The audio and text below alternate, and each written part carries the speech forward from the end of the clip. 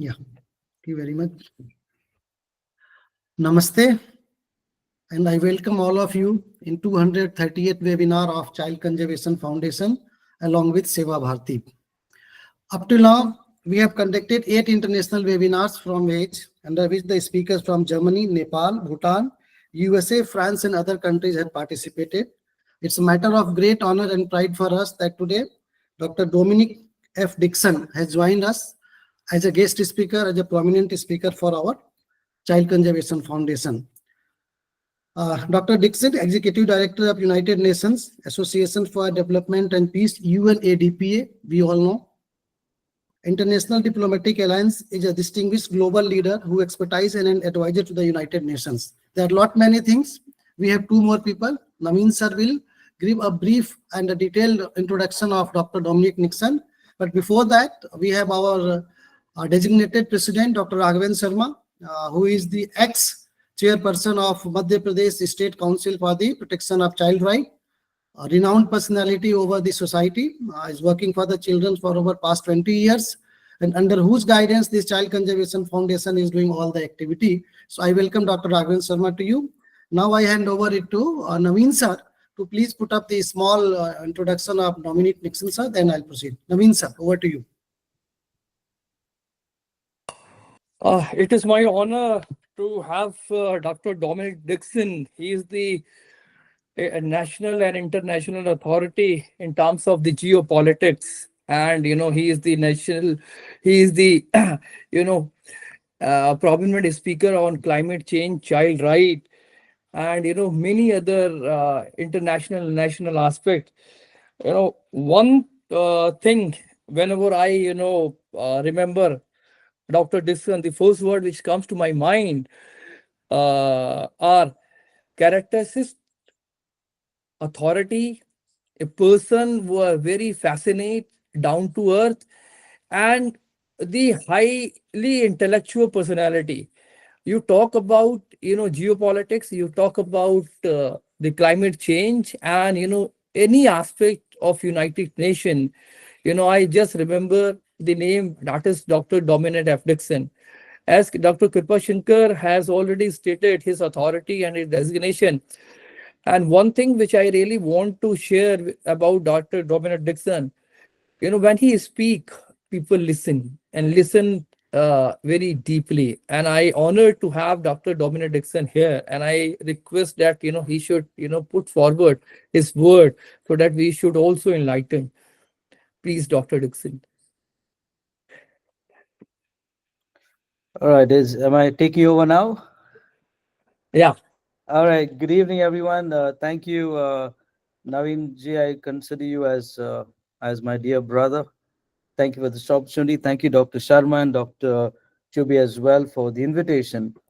And CCF is doing an amazing work. My team checked the background, and they're very pleased with the work that you're doing.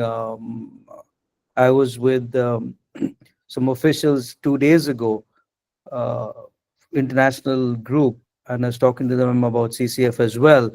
And this group is well known for rescuing children who have been sold into bondage, and so fantastic work that you're doing. So the topic today is on sustainable development goals and child rights, and this is on a synergistic approach. Today, this morning, I was thinking the very fact that we have to call it as child's rights shows what a broken and fractured world we are living in.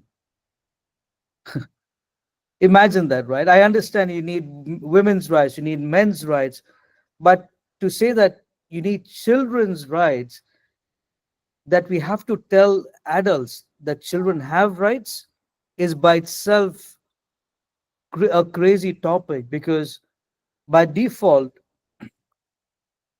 adults are supposed to nurture children. But because that has been fractured in society, we need organizations like CCF to bring about awareness of child's rights.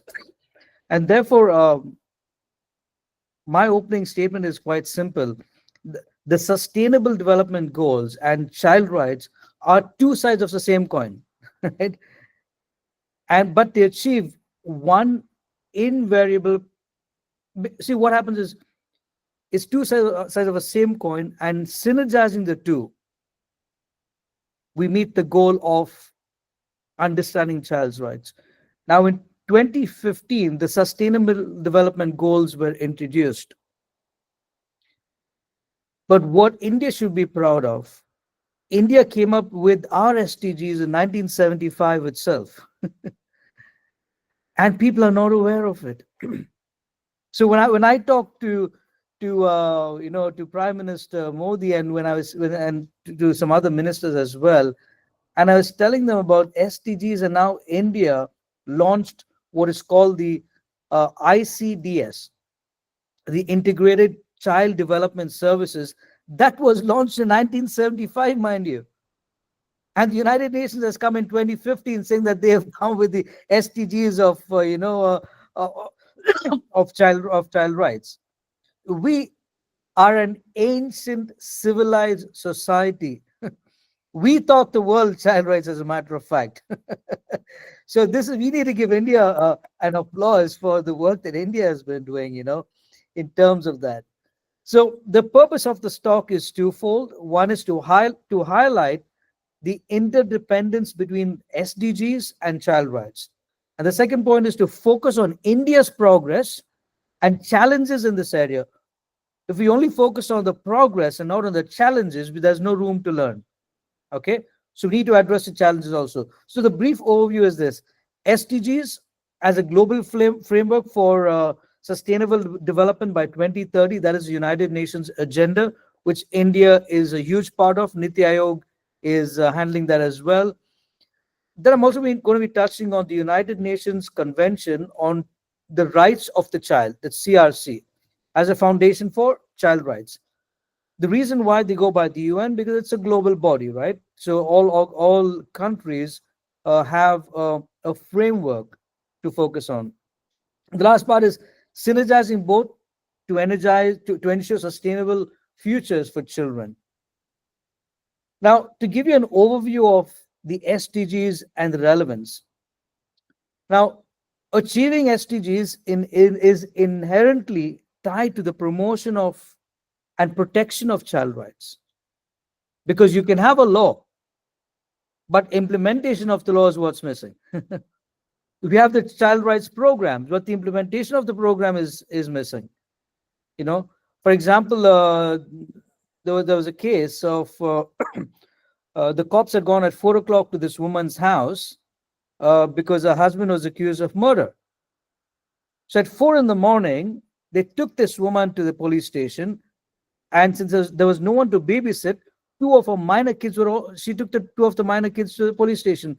So the judge was furious. He says, how can you take a woman who's not even an accused to the station when it's still dark?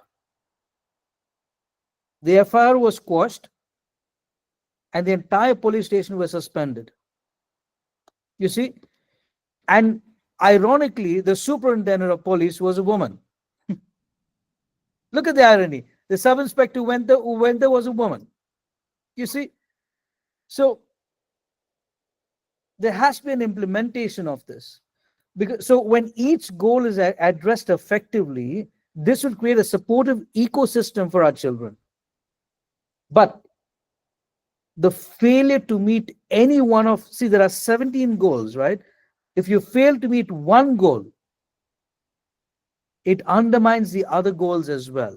And this causes a domino effect that jeopardizes the well-being of children. For example, if you focus on just zero hunger and not on education, the person will always get some food till he becomes an adult. And then after being an adult without education, what does he do? He or she do? You can't put one SDG above another. And so let's explore. Okay, now let's take SDG 1. SDG 1 is no poverty. How does it impact the rights of children? Poverty, as we know, Poverty remains one of the most significant barriers to fulfilling basic child's rights like education, health, and safety. Children who live in impoverished families are more likely to experience malnutrition. They drop out of school, and sadly, they are pushed into forced child labor. Look at these. You go on the streets. Even today, you'll find miners doing work in for the construct at the construction sites. You'll find miners working at these small restaurants. So, in terms of no poverty, what is India doing about it? See, India, we have what's called the direct benefit transfer, and this ensures that the subsidiaries and welfare payments directly reach the beneficiaries. And this reduces leakages like earlier because of bribery and corruption, right? It goes to the wrong hands. And this direct benefit transfer, DBT, this initiative, it supports families to afford better nutrition, healthcare, and education for the children. Then you have the National Social Assistance Program, NSAP. What this does is it provides financial assistance to the most vulnerable families. A lot of people don't know about the direct benefit transfer. They don't even know about the National Social Assistance Program. So people misuse with the Aadhaar card and take these concessions, take these provisions. They rob it rather from people who actually deserve it. So the NSAP, the National Social Assistance Program, this provides financial assistance to the most vulnerable families, and it ensures that children do not suffer the harsh consequences of poverty.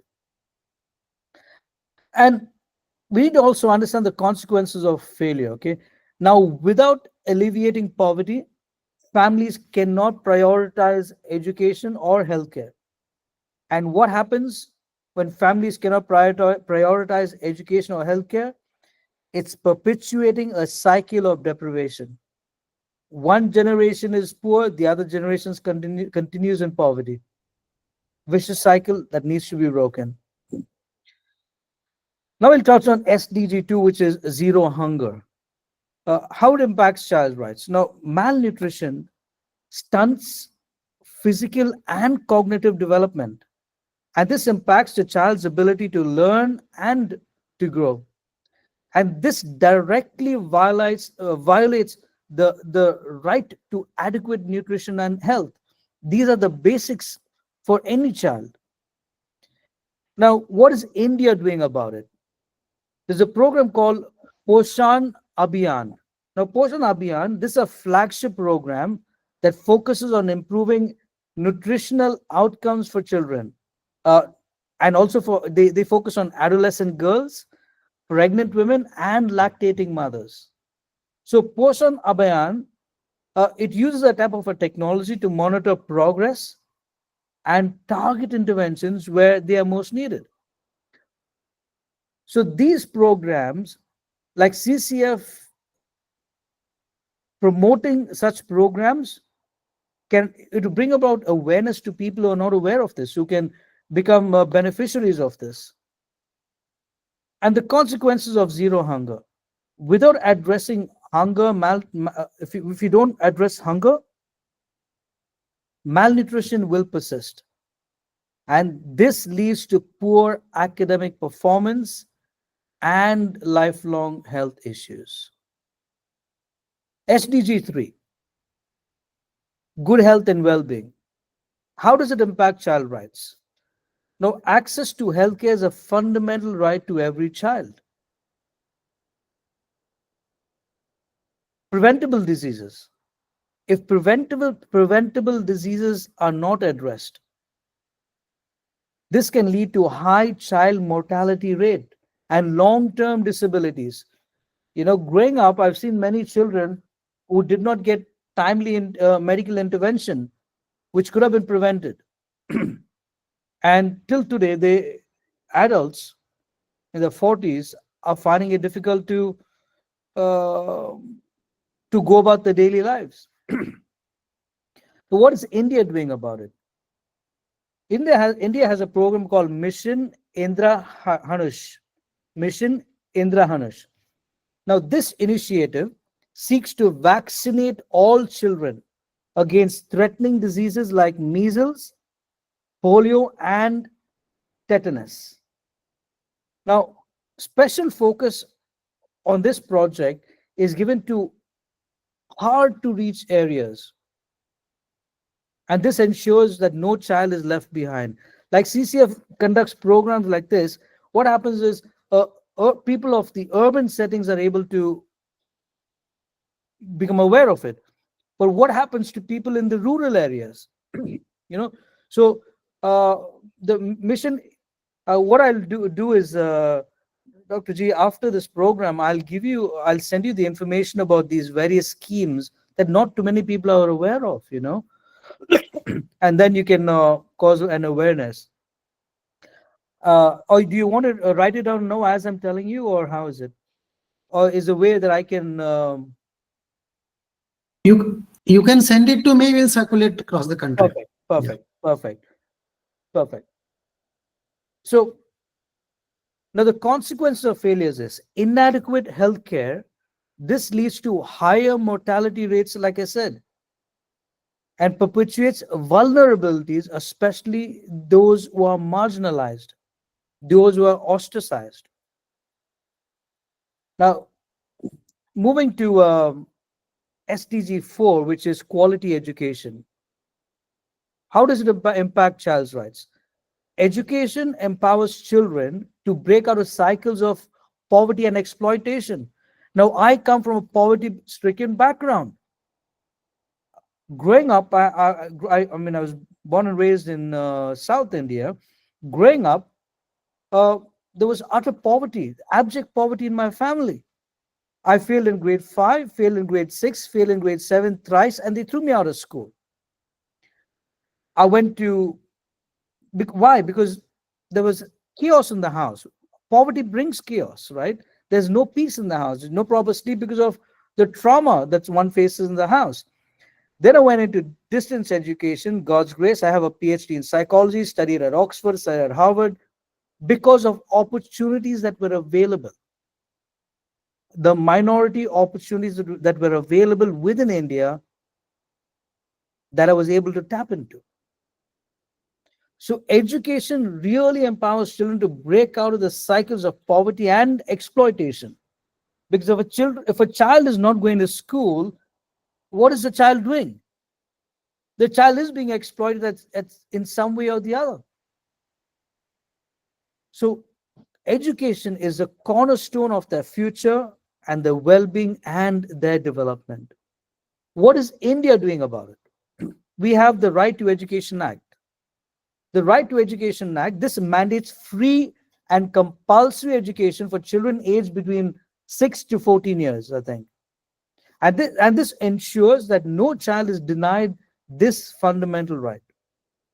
Then India has the midday meal scheme.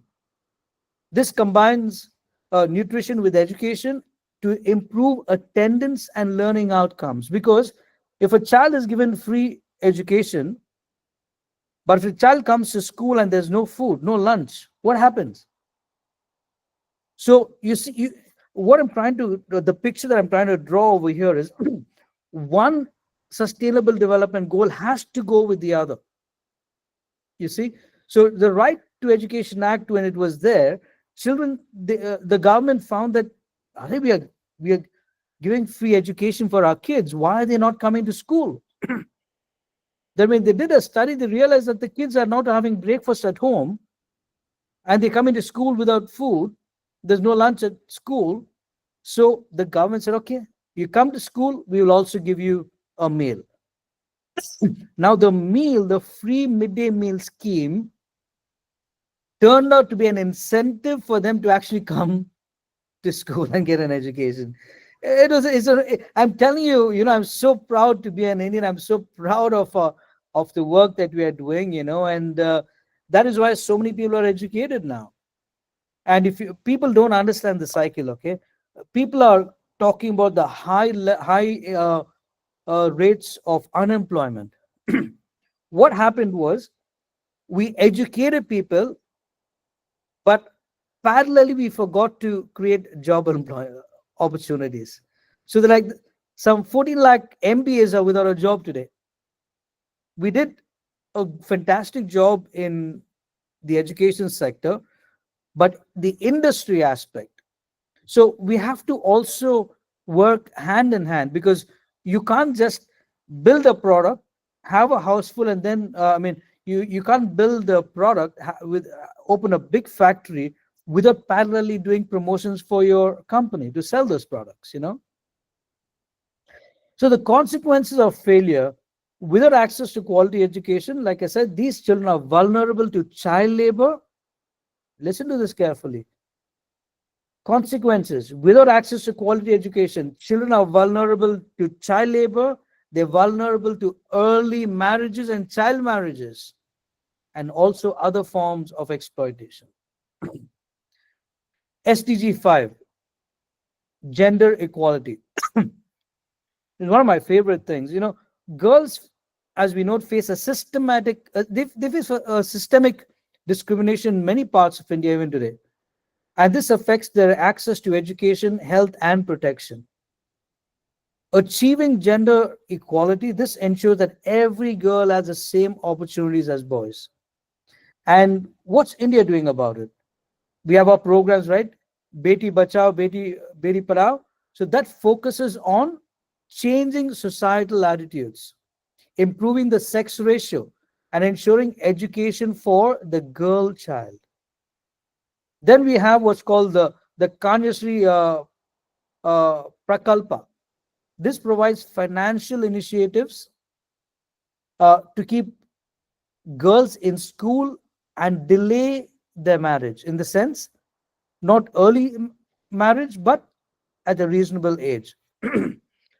The consequences of failures, if we don't follow these things, is that if a girl is not given equal opportunities, half of the child population remains undeserved, and this hampers the nation's development. Um, SDG 16, peace, justice, and strong institutions. How does this impact child rights? See, child protection mechanisms, these safeguard children from abuse, trafficking, and exploitation. Trafficking is a huge issue, not just in India. It's a worldwide phenomenon. And you'll be surprised to know that child trafficking, one of the leading countries is the United States of America. The most powerful country in the world, they claim to be, right? Child trafficking. A peaceful and a just society must ensure that every child grows up in a safe environment. And here's what India is doing that I was majorly a part of: the Juvenile Justice Act. So the Juvenile Justice Act, this strengthens child protection laws, and ensures rehabilitation of children in conflict with the law. So when we did an assessment of the juvenile home, we found that many children were missing from the juvenile homes. And many of those children are raped by the inmates itself. Boys raped by boys.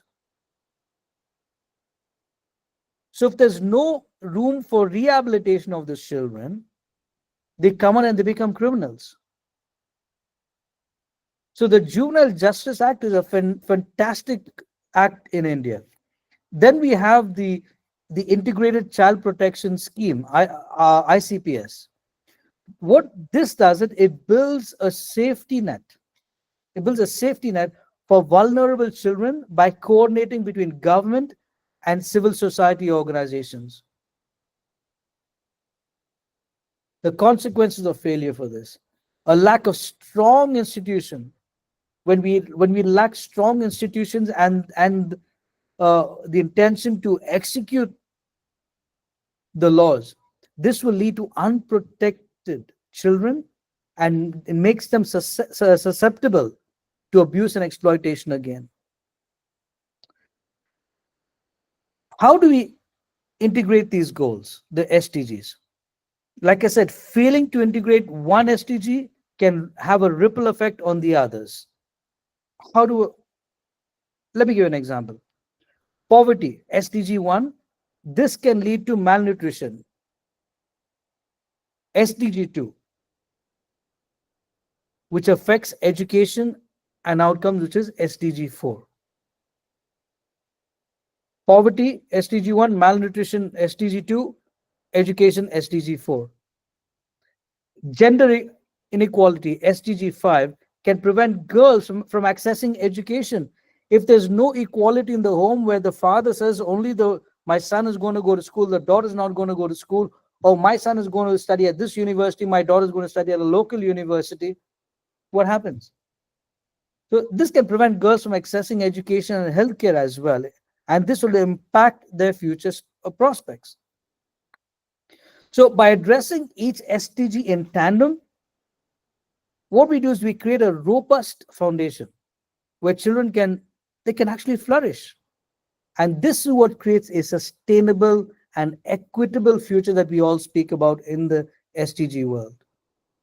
Are there any questions so far? We'll take questions in the end. First, you All right. finish the thing here. All right. I want to talk about child rights in India, achievements and challenges. Key milestones. Article 21A of the Indian Constitution, which is right to education. We have the Integrated Child Development Services, another key milestone. And the third milestone is Beti Bachao, Beti Padhao. That is for gender equality. Challenges. Child labor. Over 10 million children in India are still engaged in work. Over 10 million children. Malnutrition. India houses 1/3 of the world's stunted children. 1/3 of the world's stunted children who are malnourished are from India. Let that sink in for a moment. Digital divide. Millions lack online education, and the COVID pandemic saw that. Children who had no access to devices, they couldn't do their programs online. Now, India has made significant progress in improving child's rights, and I'm going to give you some notable achievements, okay, across several domains. I mentioned about the ICDS. Now, the ICDS, the Integrated Child Development Services, was launched in 1975, like I said earlier. SDGs were launched in 2016. And ICDS has been a flagship. It's been a flagship initiative focusing on early childcare, nutrition, and education. Now, but here's my grievance, okay? It was launched in 1975, which means it's almost 50 years. Then why do we still house 1/3 of the world's stunted population? We have the money for it, we have the laws for it, we have bureaucrats running it. Where's the success for it? Would somebody file an RTI? Navinji, I would request you, please file an RTI and ask them what has happened with the ICDS. Why has this happened? If we from 1970 for the last 50 years we are doing this, what happened? You'll get to know certain truths which will be stunning. This program is actually a wake-up call. I know that CCF India did not expect this from me, but what I'm going to give you is all facts and figures. Okay. So the impact. Now, the program has provided supplementary nutrition. This happened quite a bit in Tamil Nadu, as a matter of fact. Subsidiaries that has happened for children with minority schools. So this program, the ICDS program, has provided supplementary nutrition, immunization, healthcare checkups, preschool education to millions of children, and services to pregnant and lactating mothers. especially in rural and marginalized areas. But this is the irony. They focus on rural and marginalized areas, yet there's still so much of poverty. Like one day I made a statement, we have enough money a man to send a man to the moon, but we don't have enough money to light one of the villages in India to give them electricity.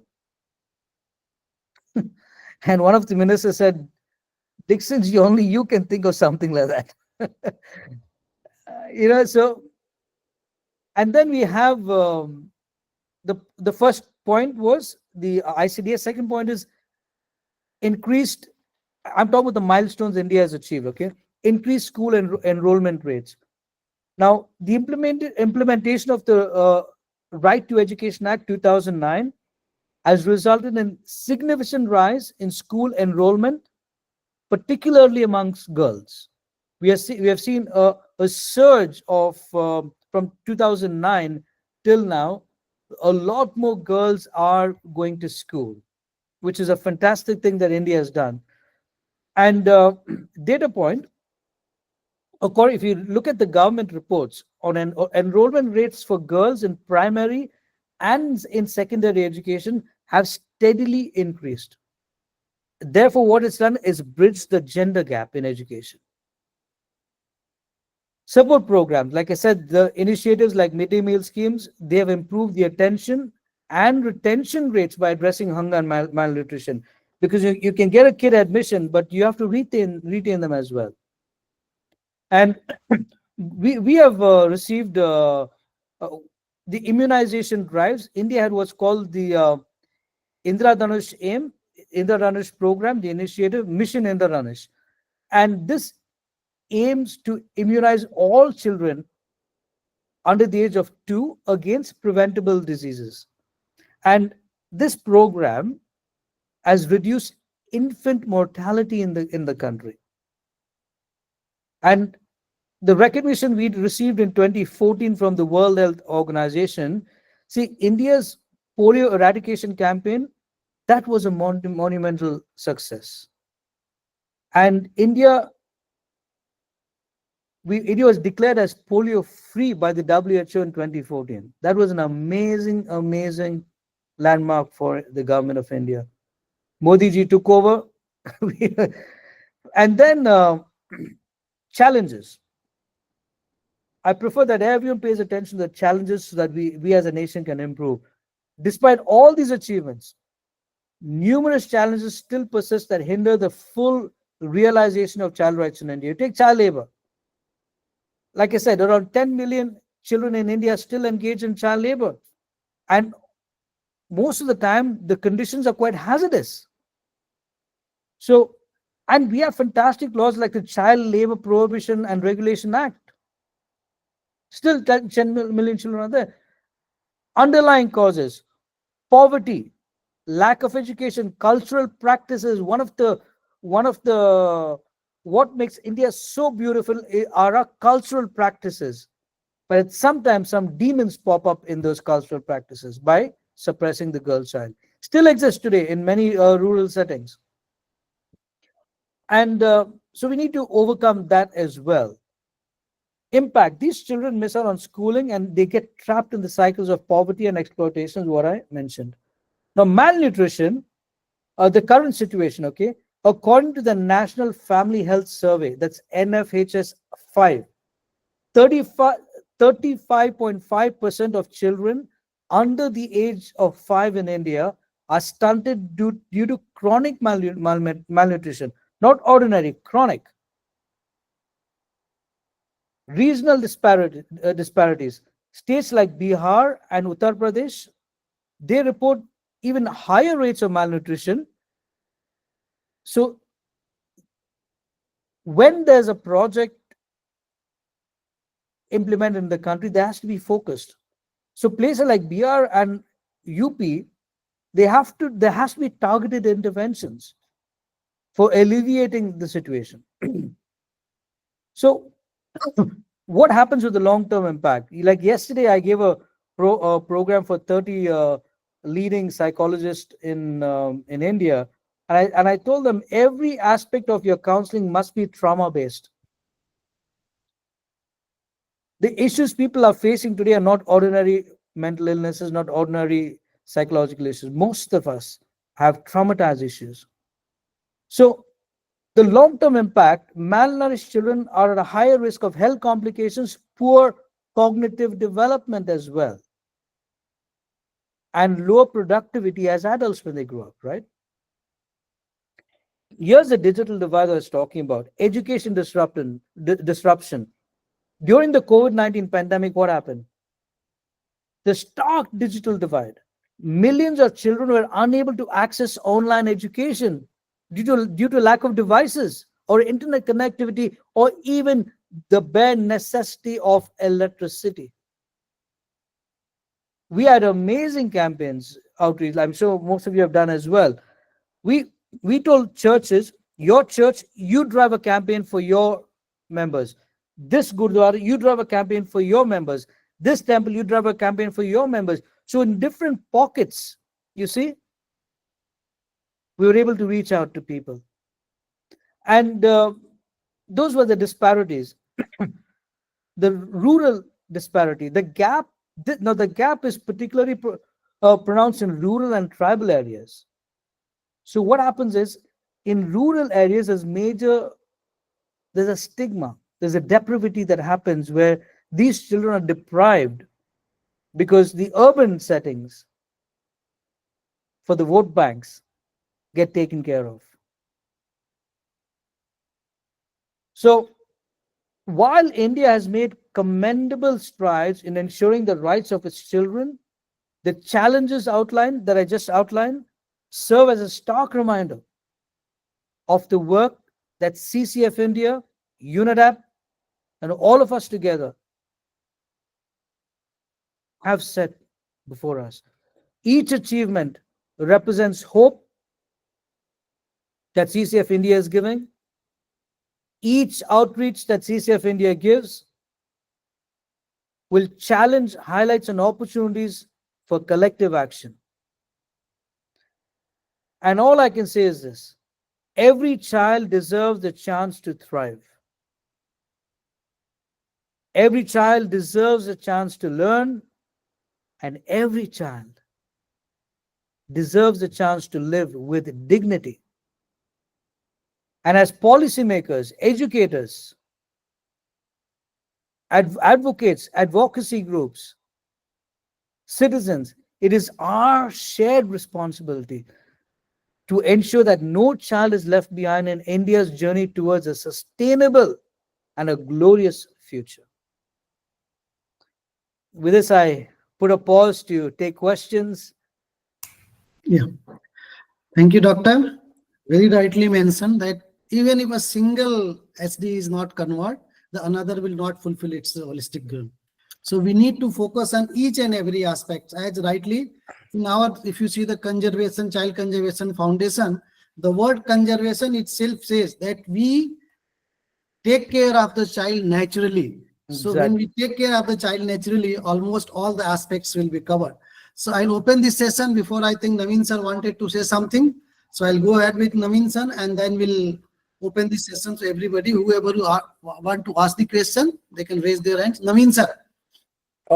Thank you, Dr. Dixon. It is a very enlightened session. Always you and I really, fascinated to hear you because you are such an authority at the international level. One question, which comes to my mind whenever I, think about the SDG and development goal, that since you are the advisor of many national heads, so what is the perspective the national heads are carrying in terms of the child right across the globe? Can you repeat that question if you don't mind? Yeah. Yeah. I'm saying since you are the advisor to many national heads, so what is the perspective the national heads are carrying that in terms of the child right, what they look at, and what is the challenge they are facing on this aspect? Thanks for the question. See, child rights are both a state and a central subject. Like law and order is a state subject. national security is a central subject. But when it comes to child's rights, there's a national policy and there's a state level policy. Uh, like I said, we have fantastic programs for our children. Implementation across the world has been a major issue. In the US, child trafficking is a major issue in the US itself. The FBI is aware of these things, and the FBI cannot do much. Why? Because there's a mafia behind all of this. When we launched, when as part of a guest of honor for a program to launch a rescue program in Pune of last year, a year before, on it's called Project Titali, by Project Rescue. They rescued commercial sex workers. They converted a brothel into a rehabilitation home, and they took the children and rehabilitated the children as well. But what happens is, many times when we rescue these children, the mafia comes after us. And the mafia is many times supported by politicians.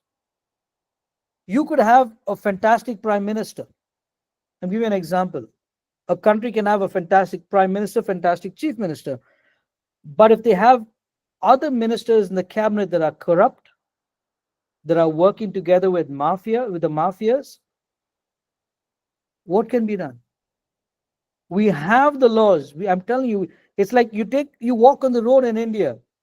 We have fantastic laws, but how many of us are actually following the traffic rules? I was talking to an official yesterday and I was telling him about this. We live in such a, for example, if perhaps everyone follows the rules. I was talking about the traffic in India. If everyone follows the traffic rules in India, the traffic police will lose a lot of money. Why? There's no bribes.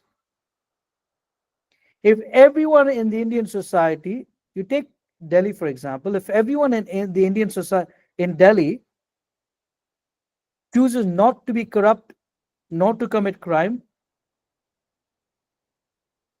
what will happen to the police stations? The cops will not be able to make money, because for a plum posting, the cop is buying that position, right, to be posted at a particular police station. If he's paying money to be posted there, then how is he going to recover that money? You understand? Like one of my friends, and I won't mention which state, he said that, brother, my posting is going to be DCP, and if I pay 1 crore, then I can become DCP crime of this area. And he said, I'll easily make 1 crore a month. I asked him, how do you make 1 crore a month? He said, look at the number of massage spas that I hear. There's roll call every month. Restaurants, bars that are running. I'm like, whoa, you see? Vicious cycle, brother.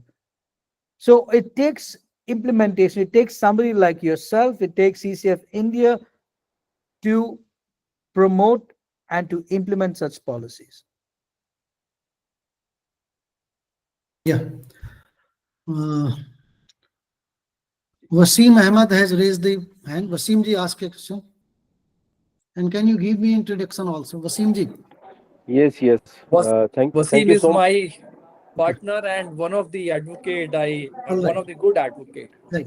Hi, Vasimji. Hi, Mr. Dixon. I have already joined you when India and Canada's tension was going on. That's So why I we remember have your name. Okay. yes. That was a very fruitful session at that time also. Thank you, my And brother. because I'm out of town right now, but when I have been got the information that you are hosting or you are participating in that session, so I was very excited. So sweet of And you. I'm in a function right now. Okay. Or so when I have joined this, so I was very carefully listening that the points you have been already raised. Mm, I'm connecting only with respect to India only, because globally correct. that's a huge subject. Correct. The point you have raised is that very fantastic, that we have a law, proper law, as well as the judicial, as well as the Juvenile Justice Act, and right to educations, and so many others. And you have give the example when a police comes and at 2 or 4 a.m. in the morning and took the police station to a woman and the Exactly. children. That we are very concerned that when we have a law, proper law, but there is a mistake, or there is a chance to implement in a proper manner. And recently you have given the example of the DCP. Correct. Then I'm very much worried about that. Okay, how can we improve that, these kind of scenarios? This is a very simple questions to you, and you can suggest us that at our level, advocacy level, that how we can take that preventive to make it effective. That the point or suggestions you have raised to us, that we have a proper law, but at the time of implementation or execution, that we have been failed at that time. Yeah. This Thank you is for a that very question. serious concern. Yeah. Thank you, Wasimji. See, in sociology, uh, a society does not diminish overnight. It's over a period of time, a society diminishes, it crumbles. So, corruption in society, for example, the police commissioner could be a very, very, it could be a scrupulous man, a woman of integrity. But the other senior officers under him who are corrupt, there's nothing much that the commissioner can do. Like I said, uh, for example, there was an MLA who was acting ridiculous with one of the groups. So I went and I met the chief minister, and the chief minister called that MLA and said, "Hey, why are you doing this? Dominic G is in my office." This MLA tells this chief minister, who's a very powerful chief minister, in the at, at the time there was a BJP government. He tells his chief minister, "Hey, get lost, man. I fought and I won in my constituency. You don't tell me what to do. I'm an MLA." You see, and so we are a largely we live in a largely corrupted society, and it's going to take a long time for us to be honest. It's going to take a long time for things to get rectified. Let's take you and I. How many of us actually follow the traffic rules? How many of us violate the laws? It starts with each individual. It starts with each individual. You have an honest prime minister, you have honest cabinet ministers, you have honest chief ministers, you have honest state level ministers, honest MLAs. Fantastic. Even if a home minister is an honest guy, he can't keep watching every single senior officer. As a matter of fact, in India, we have what's called the Lokayukta. We have the Anti-Corruption Bureau. The anti-corruption officials themselves have been caught for corruption. People in the Anti-Corruption Bureau have been caught for extorting from those other officers who have been caught. So it's going to take a lot of change, and it starts with you and me. It's as simple as that. Great. The change starts with one section. Absolutely. Yeah. So my request will be to everybody, kindly put a brief questions. Lot many people have raised the hand so that we can take the question of each and everyone. DK Jain sir, kindly put your question and give me the introduction also, sir. DK Jain sir, please put up your question. Happy evening, Dominic. My name is DK Jain. I'm from Bangalore. This means you. One And of my good friend. Okay. thank you. Thank you. So I in, can't see you. I can't see you. Why don't you come on camera? wait, sir, wait. You can But see you're me. feeling shy. There Hi, you go. Hi, go ahead. great. So I run a business in agricultural practices. So my rural connect is always prominent, and every time and often visit a lot of rural area. So what you talk about the malnutrition in the children's, where the Sam and Ma'am we are talking about, Absolutely, your concern is very right. But I think by giving a nutritional diet will not solve the problem, because in the rural area, the major problem start with the water. The water is a big contaminated, and it's a very big problem for the the children, specifically the below the age of, you can say, 10 years, Mhm. and their gut is not fit for that contaminated water. We have done a research in the Raichur area, where the north part of the Karnataka. We have been addressed one project there, and where we have addressed ma'am as well as Sam both, and we have run it. But what I'm trying to say, as you rightly said, the mafia is under the current which is running on. I tell you, there is an internal internal what do you call the administration has. Sir, can you please put a brief question? Lot many people are there in queue. Question, sir, specifically. So my question is that the India is coming up towards the the honesty side. How far we can implement that? That is what the whole concern is. That I just Very trying simple. to. It's very simple. Very simple. Goes back with my previous answer. You are right. Food is one issue. Water is another issue, because the future wars in the world are going to be because of water and oil, especially water. There's going to be water wars. Look at uh, Tamil Nadu and Karnataka, water conflicts we have with the Kaveri. So issues of clean water, that's one of the SDGs. Till today, we're not able to give clean water to villages. Why? Again, corruption. Over here, if you want to even buy, when there's water over here, we're supposed to, when you build a house here, the government is supposed to give you all sorts of facilities, right? You're paying for it. Yet, the shortage of water, you have to buy water separately. When there's the government supposed to give you electricity that you're paying for it, most of the time you need to have your power backup. You see, lack of implementation. We are selling. We see India. We are subsidizing and selling the best of our produce as exports. What you see in our supermarket are not the prime products. No way. What you see in India's supermarkets are all the leftovers of the exports. It's the same with water. Corruption is what's preventing that.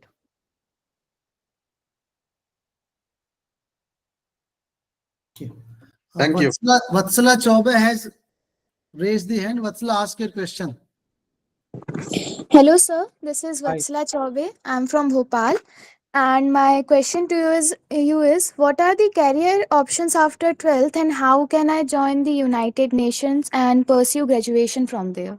Come on, That is Kamran. the fantastic question. I believe the children has, and you are the What's the authority name? to tell. What's And one, yeah, come on, one, camera. yeah, Vatsala, is it? one thing, brother, you should also take some of the children with you in the United Nations also. Actually, there is a program. Vatsala, you where? I'm not able to see her. Where is she? There you. Oh, this is you. Okay, got it. Hi. You caught me off guard with this question. You're talking about something else. Uh, there is a program that we are running. This off topic. So we have a master class on business and international relations. We have a master class on transnational diplomacy and conflict resolution. 7 weeks program, 6 weeks online. And the 7th week, we take the entire group to the United Nations office in Geneva, Switzerland for an outreach. Okay. So you can explore, you can go to UNADAP.org and click the link of Academy. All the details are there. Okay. Thank you so much. Welcome.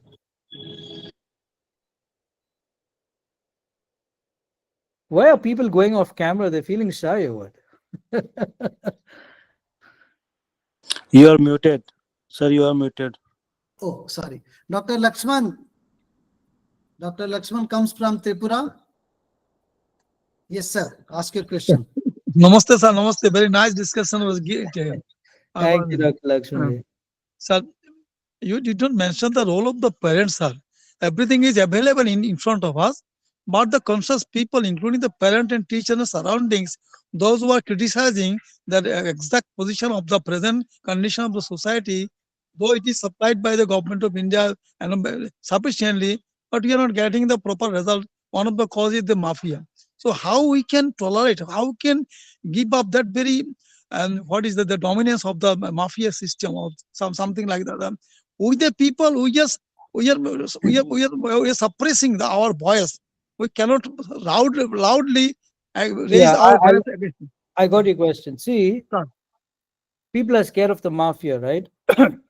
How many Britishers of the East India Company, how many Britishers fought against millions of Indians? They were just a little people. A few of them controlled us, right? But our freedom struggle, we defeated them. Civilians like you and me, we are greater in number than the mafia. We can take on the mafia. We have the rule of law to take them on. We have our campaigns that we can execute to take them on. So let's do something. Take them on systematically. Srishti Selar, she has raised the question. She is our one of the very youngest viewers, regularly participating. Srishti, go ahead with your question, beta. My daughter.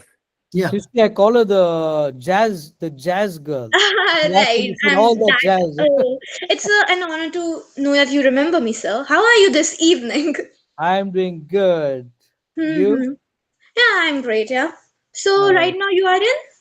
Bangalore. Don't tell anyone I'm in Bangalore now. Oh, of course. I'll be sure of that. So my question is, sir, I believe that every leader of the society that it first of all, thank you for being here and sharing your valuable insights with all of us. Okay. So I believe that in schools we are taught things like trigonometry, finding x, or like what are we even going to do with these things? Don't you think before making juvenile justice acts, that's all good, but that's something the child has done the wrong, right? So what if from the starting we teach them things about psychology, how to deal with trauma, how to face the real life? Don't you think that's, I've always felt this, that we should start from the beginning to teach them how to deal with that thing. That Mm. it's better to prevent like than cure. You Rightly you so. are you are right. See, it's like, for example, how do you teach a 5-year-old to handle trauma? You can't. How do you teach a 10-year-old to handle trauma? It's difficult. The trauma could be, for example, through child sexual abuse. How does the kid prevent it? How does a person deal with it? It's a trauma. There's a vicious cycle. When a child is abused, the child goes about abusing other children. Hurt people go out and hurt other people. It's a vicious cycle. So the juvenile, uh, you asked multiple questions. Why do we need trigonometry? Why do we need other things? What people understand is, what people say, why do I even need a formal education? When you go to a school from grade 1 to grade 10 to grade 12, it's not just about going in for academics. You learn social skills at school. Your mind is being developed. Your humane nature is being developed. You're being nurtured in school. It's not just about academics. People fail to understand that. That song, Teachers Leave Those Kids Alone. Yeah, I used to sing that song all the time until I became a teacher myself. So the thing is, um, yes, we do need to teach children. That is why we have programs like the what is a good touch, what is a bad touch. We keep from the kindergarten itself. We keep bringing about this awareness to children. And in terms of the juveniles, you never know how what triggered something in a child to cause a crime, you know, and maybe the child just committed a crime. The juvenile act you're talking about, the kid is going on a bike and there's an accident and he kills somebody and he goes to jail. It was not exactly an intended crime, right? So so various things. So that is why when the kid who's committed a crime, though it was not intentional, there has to be rehabilitation. And even for those who intentionally committed crimes like murders. So there are different things to deal with. And yes, you are right. We have to have these campaigns right from early childhood. I see. Thank you, sir. Well, I'm not particularly against the idea of school. Actually, I love school myself. But I think in from like whatever age is sufficient, psychology and subjects like this should be included in the school curriculum. That's what I'm trying to say. It is. Do you know that no matter what subject is taught in school, there is an element of psychology and sociology. It's a debate for even when you learn trigonometry. There is psychology in trigonometry, then social sciences. So everything is there, but like you rightly said, there is always room for improvement. Yeah, Yeah. that's Rahul is a special child. He's from Tripura. So he has sent one question. So before I take the Rahul, Akash, you will ready. After that, I'll take your question, Akashji. How can the Sustainable Development Goals be levers to ensure the protection and promotion of child rights in India? Can you repeat that again? How can the SDs be levers to ensure the protection and promotion of child rights in India, specifically in areas like education, health, and See, poverty? like I said, we don't even need the SDGs to understand it. It's just basically human nature. We don't need SDG. I don't need a law to tell me that I should not kill anybody. It's best just human not to kill. Yes. Yes. So, and we have our own laws. Like I said, SDGs came out in 2016, but in 1975 itself, we had the zero hunger policies. All right. It's a matter of implementation. Yeah. Akash please ask your question. And then Geeta ji has raised the hand earlier. Geeta ma'am and Akash ji. Very good evening to all respected sir. This is Akash Gupta, advocate Hi. from C. Sir, in SPG 4, we talked about quality education. But after implementation of the RTE, after midday meal scheme and other accessories like bags, books, and other accessories free of cost, many Sorry, we didn't get your question. It's frozen. Okay. Akash we didn't listen your question properly. We'll take later on. Yeah. Poonam ji, please ask your question. Poonam Selar. Poonam ji. Good evening, everyone. Good evening, sir. Hi, good evening. My question is, sir, what role do you see for youth participation in achieving There's a SDGs? disturbance in your background, I think, Poonam. Yes, sir. Yes. Poonam ji, Actually, there is Poonam ji, can you come out from the noise? I'm so sorry. Actually, sir, I am out of house. That's why. Okay, I'll ask you a question quick. Yeah. Okay, all right, sir. Sir, my question is, what role do you see for youth participating in achieving SDGs? Very simple. Very simple. Get, for example, zero hunger. Get a couple of friends together, raise some money amongst yourselves, take food packets and give those on the road who are hungry. You're an SDG ambassador. Very simple. Did you get what I said? Yes, true. Akash ji, can you ask your question once again? Thank you so much, sir. Akash ji, you are muted. Please unmute yourself. Please unmute yourself, Akash ji. Yes. Sir, so my question is that in SDG 4, we talked about quality education. But after the implementation of a midday meal scheme, RTE, other accessories free of cost, but lakhs of children have left the government primary school. So what was the basic problem? या हम ये कहें कि government अब तक उस problem पर पहुंची ही नहीं है. His question is that despite of all these schemes, despite of midday schemes, even in today's scenario, very less students are going to school. That's what I wanted to ask. So what government can do to address this issue? Do you have data on that? Because the data that we have is that there's been an increase of children that are going to school, especially the girl children.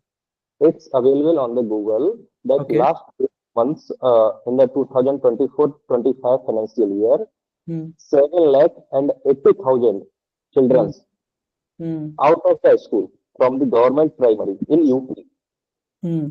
only Ah, in UP. see, that's what I'm trying to say. So remember what I said. There's a state level and central level. Okay, you're taking consensus based on a state level, but if you take consensus based on a national level, it's successful. Okay, but if you also remember what I said, disparities in states like Bihar and Uttar Pradesh. You remember me saying that there's even higher malnutrition rates in those two states. If you recall what I said, regional disparities. You are right. So that is why the state has to have targeted interventions. It's a matter of implementation. Strict, stricter laws, or rather stricter implementation of those laws that exist. So some issues Just, need to be addressed at state level also. Yeah. I just want to tell something about Akash. He's one of the fantastic advocate and junior I got at Uttar Pradesh. That's why. Okay. Fantastic and intellectual guy, which he fascinated me in terms of the law. I'm very happy with him. So yeah, UP, Akash, UP is like I said, Bihar and UP are two states that need major intervention. I said that right at the beginning, or rather midway. All right, so thank you. Geeta ji has raised the hand. Would you like to ask some question, or otherwise we can bind up the session now if any questions are not left? I have one question, brother. Since Yes, you are sir. there, see, you as an authority, we as an organization, if I talk about CCF, because you also, doing the work at international level, we are also doing the work at national level. I mean, what we can do, in terms of the collaboration or something like that, that, we can, give the best to the children, some sort of the idea, if you can, just put forward for CCF and your experience that, what we should do to do better, because, you are also, have seen the United Nations and the, many countries. That's what I really wanted to, listen from you, brother. See, for me, brother, it's very simple. I asked myself this question many times. My response is very simple. The building that I live in, I don't know how many people are depressed, how many women are being abused, how many men are being traumatized. If I can intervene to at least one person in my building, I've done one SDG outreach. Yeah. And on my street, if I look at my neighbor's children, my neighbor, are they in poverty? If I'm able to reach out to them and help them, I've done one SDG outreach. I don't need to go to international levels. I'm telling you, a lot of the conferences, a lot of yapping happens, but no work happens. Yapping, yapping, yapping. So we got to have, in our own small way, our own implementation, and forget about these SDGs. Chuck it out of the window. India is a humane country more than any other country that I know. We care for our neighbors. Many countries in India, you come, a person knocks on your door and asks for a glass of water, you'll give him water and buttermilk and rasam. You go to some countries and knock on the door for a glass of water, you'll get shot. Yeah. So we have our country is a canvas to paint on, to paint these SDGs on. Yeah. Thank you, brother. Thank you. Thanks a lot, Dr. Dominic. It was really a wonderful session with you. And we as an organization, we are trying to, make a better society for the children.